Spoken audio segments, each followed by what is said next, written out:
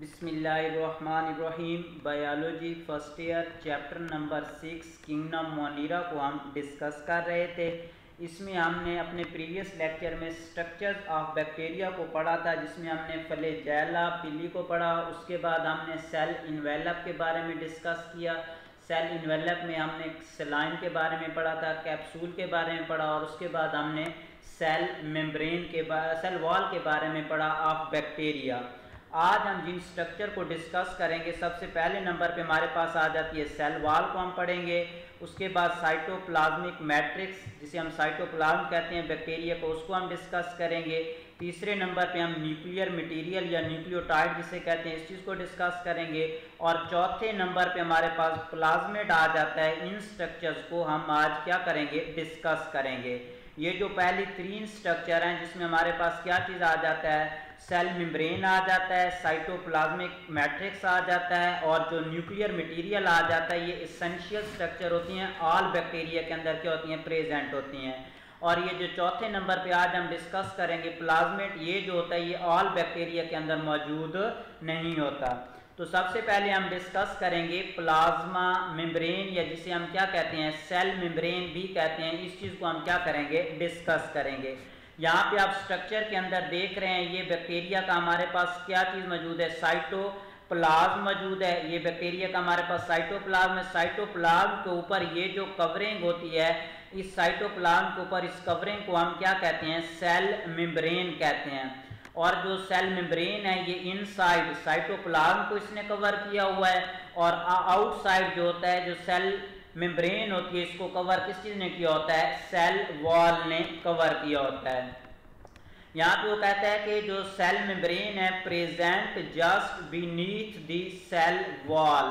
अगर यहाँ पे हम स्ट्रक्चर ड्रा करते हैं तो ये हमारे पास क्या है, सेल मेम्ब्रेन है, और इसके ऊपर क्या होती है, सेल वॉल होती है। तो यहाँ पे वो ये कहता है कि जो हमारे पास क्या चीज़ है, सेल मेम्ब्रेन है, ये क्या होती है, जस्ट बीनीथ दी सेल वॉल। ये बाहर सेल वॉल है, सेल वॉल के बिल्कुल नीचे जो मेम्ब्रेन होती है, इसे हम क्या कहते हैं, सेल मेम्ब्रेन कहते हैं। अब ये जो सेल मेम्ब्रेन होती है, ये क्या होती है, थिन होती है, फ्लेक्सिबल होती है, प्रेजेंट होती है परमानेंटली अराउंड दी साइटोप्लाज्म। ये जो व्हाइट पोर्शन है, इसे हम क्या कहते हैं, साइटोप्लाज्म कहते हैं। और वो कहता है कि जो सेल मेम्ब्रेन होती है, ये क्या होती है, अराउंड साइटोप्लाज्म, और इनसाइड दी सेल वॉल ये क्या होती है, प्रेजेंट होती है। अगर केमिकल कंपोजिशन की बात करते हैं तो केमिकली बैक्टीरियल सेल मेम्ब्रेन वो कहता है कि ये डिफरेंट होती है फ्रॉम यूकैरियोटिक मेम्ब्रेन। उसकी वजह क्या होती है, इसके अंदर क्या होता है, स्टीरोल, मतलब ये है कि इसके अंदर कोलेस्ट्रॉल वगैरह मौजूद नहीं होता। अगर हम केमिकल कंपोजिशन ऑफ बैक्टीरियल की बात करते हैं सेल मेम्ब्रेन की, तो इसमें क्या होता है, प्रोटीन मौजूद होता है, और इसके अलावा इसमें ज़्यादातर क्या चीज़ मौजूद होता है, लिपिड मौजूद होता है। अगर हम इसकी क्या करते हैं, केमिकल कंपोजिशन की बात करते हैं। उसके बाद सेल मेम्ब्रेन की इंपॉर्टेंस आ जाता है, ये जिसे हम प्लाज्मा मेम्ब्रेन कहते हैं। प्लाज्मा या cell membrane is very delicate in nature, any damage it result in death of organism. वो कहता है कि जो सेल मेम्ब्रेन होती है बैक्टीरिया की, या जिसे हम प्लाज्मा मेम्ब्रेन ऑफ बैक्टीरिया कहते हैं, ये क्या होता है, डेलिकेट इन नेचर होती है। अगर थोड़ा सी भी डैमेज होती है क्या चीज़, सेल मेम्ब्रेन या जो प्लाज्मा मेम्ब्रेन होती है, तो इससे क्या होता है, डेथ ऑफ बैक्टीरियल सेल हो जाती है। और उसके बाद इसके फंक्शन कौन कौन से हो सकते हैं, ये जो सेल मेम्ब्रेन होती है, तो ये दो मेजर काम करती है। पहले नंबर पे आ जाता है regulate the transport of protein, nutrient, sugar and electrons and other metabolites. मतलब ये कि ये जो सेल मेम्ब्रेन होती है, ये क्या करती है, ट्रांसपोर्ट करती है। यहाँ पे अगर ये सेल मेम्ब्रेन मौजूद है, तो cell membrane inside the cell या आउटसाइड द सेल ट्रांसपोर्ट का रोल अदा करती है। कौन कौन से मटेरियल को इनसाइड या आउटसाइड भेजती है, पहले नंबर पे प्रोटीन आ जाता है, डिफरेंट किस्म के न्यूट्रिएंट्स आ जाते हैं, शुगर आ जाता है, इलेक्ट्रॉन्स एंड अदर मेटाबोलाइट्स। और सेकंड फंक्शन में वो कहता है कि जो प्लाज्मा मेम्ब्रेन ऑफ बैक्टीरिया होती है also contain enzyme for respiratory metabolism. क्योंकि ये जो बैक्टीरिया है ये प्रोकैरियोटिक है, इसलिए इसमें जो क्या होता है, माइटोकॉन्ड्रिया होता है जो यूकैरियोटिक सेल के अंदर होता है, रेस्पिरेटरी ऑर्गन वो मौजूद नहीं है, तो इसके अंदर क्या होते हैं, रेस्पिरेटरी एंजाइम मौजूद होते हैं इस सेल मेम्ब्रेन के ऊपर, और ये जो रेस्पिरेटरी एंजाइम होते हैं ये क्या करते हैं, रोल अदा करते हैं रेस्पिरेशन के अंदर। तो ये दो काम आ जाएंगे सेल मेम्ब्रेन के, पहले नंबर पे ट्रांसपोर्ट करती है मटेरियल को, और दूसरे नंबर पे जो बैक्टीरिया की सेल मेम्ब्रेन होती है इसके ऊपर क्या चीज मौजूद होती हैं, रेस्पिरेटरी एंजाइम मौजूद होते हैं, मीन के साइट ऑफ रेस्पिरेशन होती है बैक्टीरिया के अंदर। उसके बाद सेकंड नंबर पे जो हम ऑर्गेनेली या सेकंड नंबर पे जो बैक्टीरियल स्ट्रक्चर पढ़ेंगे वो आज है हमारे पास साइटोप्लाज्मिक मैट्रिक्स है। अगर यहाँ पे हम स्ट्रक्चर ड्रा करते हैं तो साइटोप्लाज्मिक मैट्रिक्स जो होता है ये क्या होता है, ये जो स्ट्रक्चर होता है, ये जो सेल मेम्ब्रेन है इसके अंदर ये जितना भी पोर्शन होता है इसे हम क्या कहते हैं, साइटोप्लाज्मिक मैट्रिक्स कहते हैं। ये इसके अंदर क्या चीज मौजूद है, न्यूक्लियर मटेरियल है, न्यूक्लियर मटेरियल, और ये जो सेल मेम्ब्रेन है इसके दरमियान ये जितना पोर्शन होता है इस पोर्शन को हम क्या कहते हैं, साइटोप्लाज्मिक मैट्रिक्स कहते हैं। Cytoplasmic matrix is a substance present between the plasma या जिसे सेल मेम्ब्रेन एंड न्यूक्लियोटाइड, मतलब ये न्यूक्लियोटाइड है, ये वाला हमारे पास न्यूक्लियोटाइड है, ये हमारे पास क्या चीज है, सेल मेम्ब्रेन है।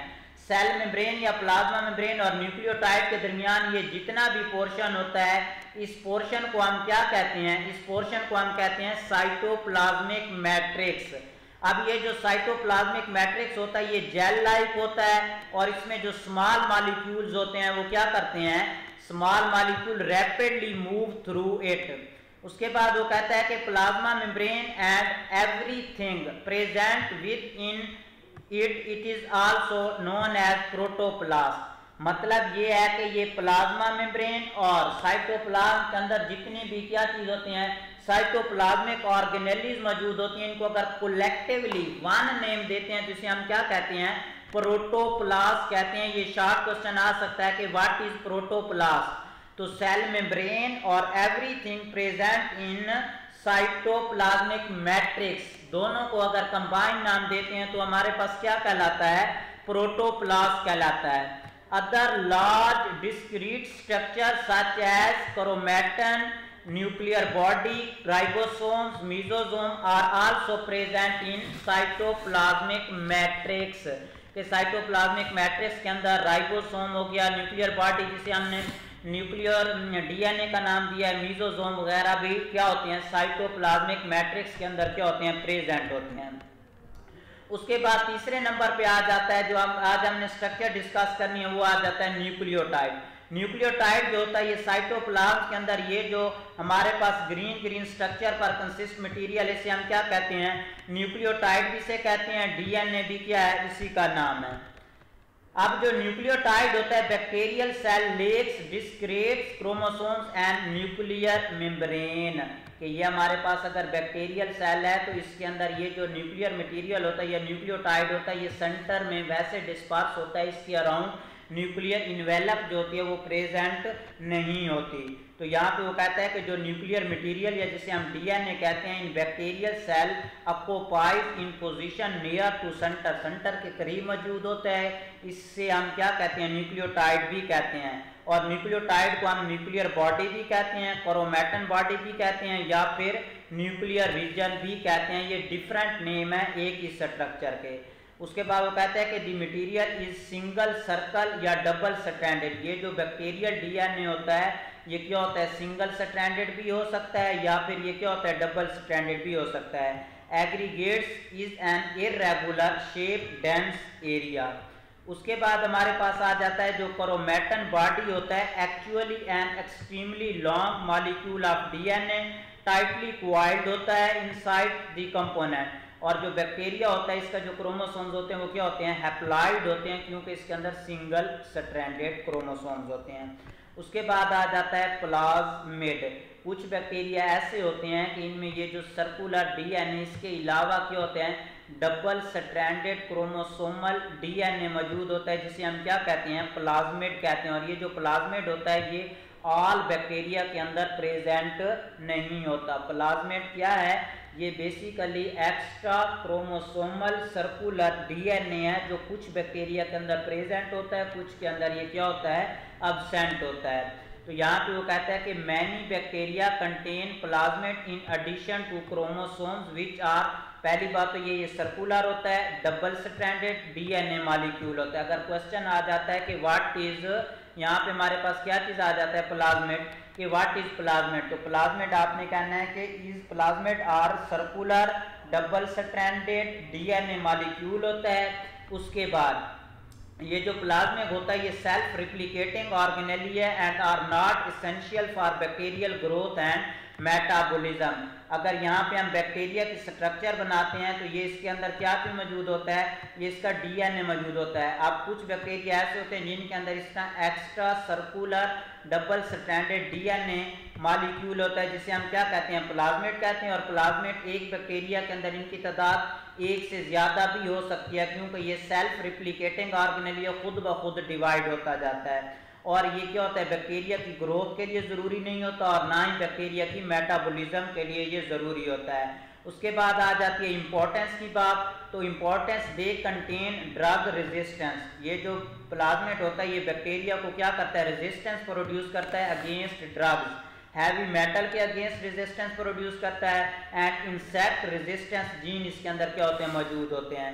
और दूसरे नंबर पे प्लाज्मिड को हम यूज़ करते हैं as a vector in modern genetic engineering, mean के एक ऑर्गेनिज्म से अगर किसी दूसरे ऑर्गेनिज्म में जेनेटिक मटेरियल ट्रांसफर करना हो तो उसके लिए क्या होता है, एज ए वेक्टर भी हम क्या कर सकते हैं, प्लाज्मिड को यूज़ कर सकते हैं। तो ये थी हमारी आज की ऑर्गेनेलिज। पहले नंबर पे हमने सेल मेम्ब्रेन को पढ़ा जो आउटर कवरिंग होती है, बीनीथ द सेल वॉल मौजूद होती है।